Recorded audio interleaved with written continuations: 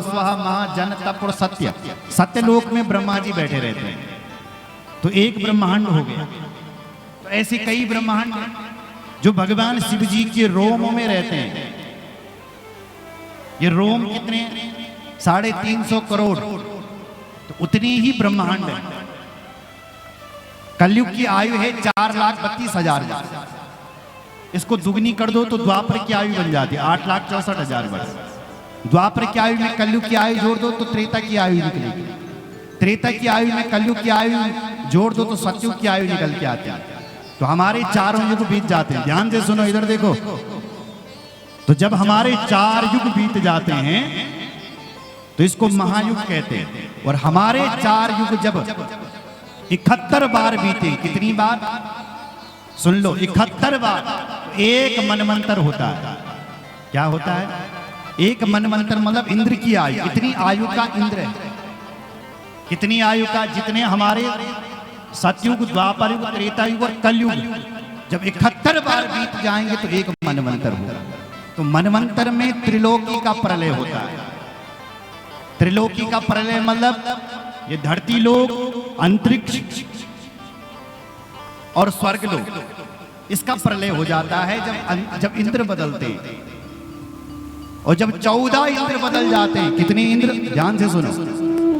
जब 14 मनवंतर हो जाते, जब 14 इंद्र बदल जाते हैं, तब ब्रह्मा जी का एक दिन होता है। जब 14 इंद्र बदलेंगे और ब्रह्मा जी का जब एक दिन होता है, तो ब्रह्मा जी के एक दिन को कल्प कहा गया है। कल्प मतलब ब्रह्मा जी का एक दिन पूरा होगा। तो अलग अलग कल्प में भगवान के अवतार होते हैं। तो ऐसे ही जब 100 कल्प हो जाते हैं, जब ब्रह्मा जी 100 साल के हो जाएंगे, ऐसे ब्रह्मा जी के 100 साल के, जब ब्रह्मा जी 100 साल के हो जाते हैं, तब इस पूरे ब्रह्मांड का प्रलय होता है। 7 लोक नीचे और 7 ऊपर, एक ब्रह्मांड का प्रलय होता है जब ब्रह्मा बदलते हैं। और सुनो, जब 5,40,00,000 ब्रह्मा बदल जाते हैं, तब भगवान शिव जी की पलकें झपकती है साहब, सदा शिव की केवल पलकें।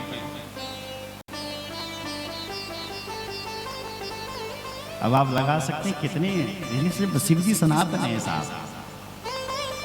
बोलो शंकर भगवान की जय, हर हर महादेव। ब्रह्मा जी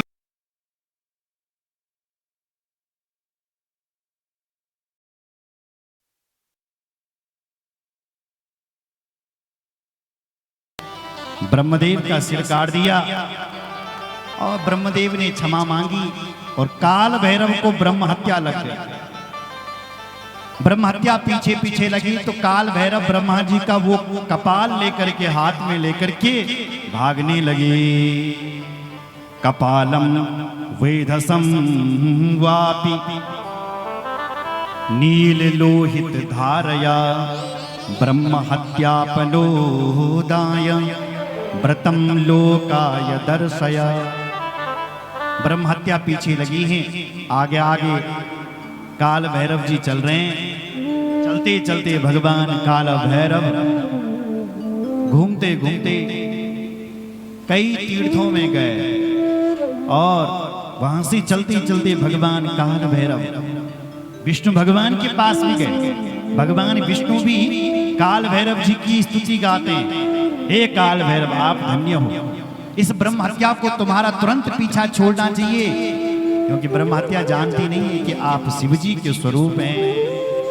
इन ब्रह्म हत्या को क्या पता। भगवान विष्णु कह रहे हैं कि आप सदाशिव, आपने कितने रूपों को धारण कर दिया, कितने ब्रह्मा आपने प्रकट कर लिए। मेरी नाभि से स्वयं ब्रह्मा पैदा होते हैं, वो न जाने कितने। बोले कितने? तो भगवान विष्णु कह रहे हैं, बोले जितने ब्रह्मा है ना, जितने आज तक ब्रह्मा पैदा हुए ना, हे ब्रह्म हत्या, वो सब सदाशिव के जो नरमुन्नों की माला है, वो सब उसमें पिरोए हुए। अर्थात शिव जी के गले में जो नरमुन्नों की माला है, वो ब्रह्मा जी के सिर है। इतने ब्रह्मांड पैदा हो। अतीव अतीत ब्राह्मणास्त्यां सत्र कंठे तब भासति शिव जी के कंठ में जो नरमुंडों की माला है, अस्थियों की माला है, वो तो सब ब्रह्माओं के तो सिर है। इसलिए हे ब्रह्म हत्या तुम इनका पीछा छोड़। विष्णु भगवान का कहना भी नहीं माना, ब्रह्म हत्या पीछे चल पड़ी।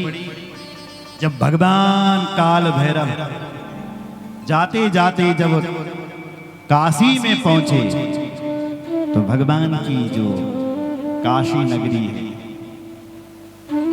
वाराणसी अभिमुक्त नगरी, वहां पर उस ब्रह्म हत्या ने प्रवेश नहीं किया। वहां पर नहीं पहुंची ब्रह्म हत्या काशी, क्योंकि काशी भगवान शिव जी के त्रिशूल पर खड़ी। और जब भगवान भैरव जब काशी पहुंचे तो देखा पीछे क्या ब्रह्म हत्या यहां नहीं आई, तो उनके हाथ से वो कपाल छूट गया। ब्रह्मा जी हाथ से वो कपाल छूटा। हाथे त्यक्त्वा ब्रह्म हत्या पातालम च विसत् तथा।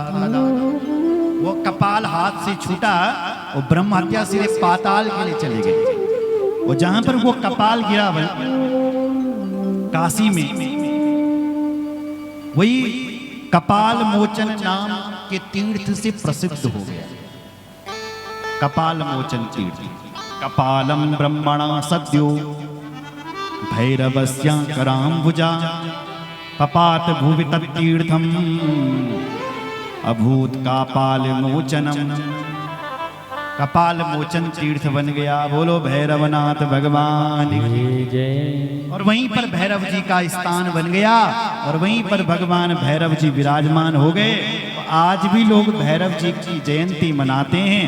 लिखा है मांगशीर मास कृष्ण पक्ष और अष्टमी तिथि को काल भैरव की जयंती मनाई जाती है। मांगशीर के महीने अष्टमी तिथि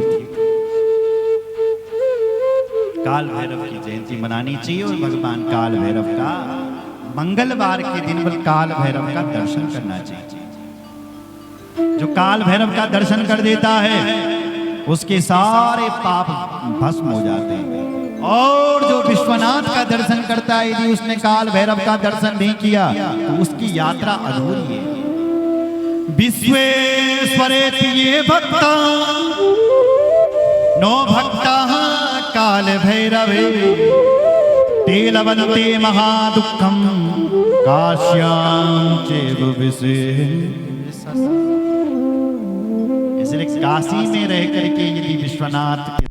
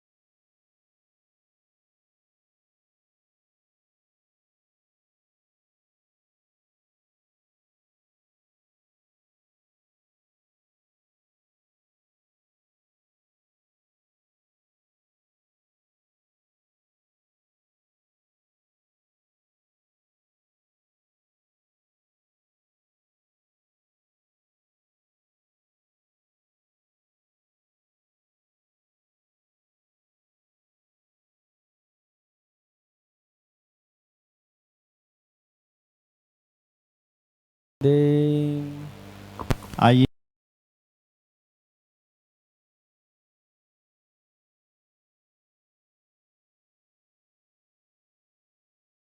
शॉर्टकट में भी सुना देता हूँ, है ना, कुछ कथा को समास विधि से। तो भगवान काल भैरव का दर्शन करना चाहिए। मंगलवार, चतुर्दशी, अष्टमी को जो दर्शन करता है उन्हें बल पुण्य मिलता है। बोलो शंकर भगवान की जय। हर हर महादेव। उसके बाद भगवान शिव जी के 10 अवतारों का निरूपण किया गया। पहला अवतार भगवान शिव जी ने महाकाल, दूसरा तारा महादेव, तीसरे भुवनेश्वर महादेव, चौथे षोडश महादेव, पांचवें भैरव, छठे छिन्न मस्तक, धूमवान, बगलामुख महादेव, मातंग महादेव और कमल महादेव। ये महादेव के 10 अवतार। इस महादेव के 10 अवतारों के साथ 10 महाविद्याएं प्रकट हो गई। आपने सुना एक दुर्गम नाम का दैत्य हुआ, उसने सारे वेदों को चुरा लिया। उस दुर्गम का कल्याण करने के लिए भगवती 10 रूपों में प्रकट हुई थी साहब, इसलिए वो 10 महाविद्याएं कहलाई। पहली महाविद्या है काली, दूसरी महाविद्या तारा देवी, तीसरी महाविद्या भुवनेश्वरी त्रिपुर सुंदरी मां ललिता, चौथी है विद्या देवी, पांचवी है भैरवी,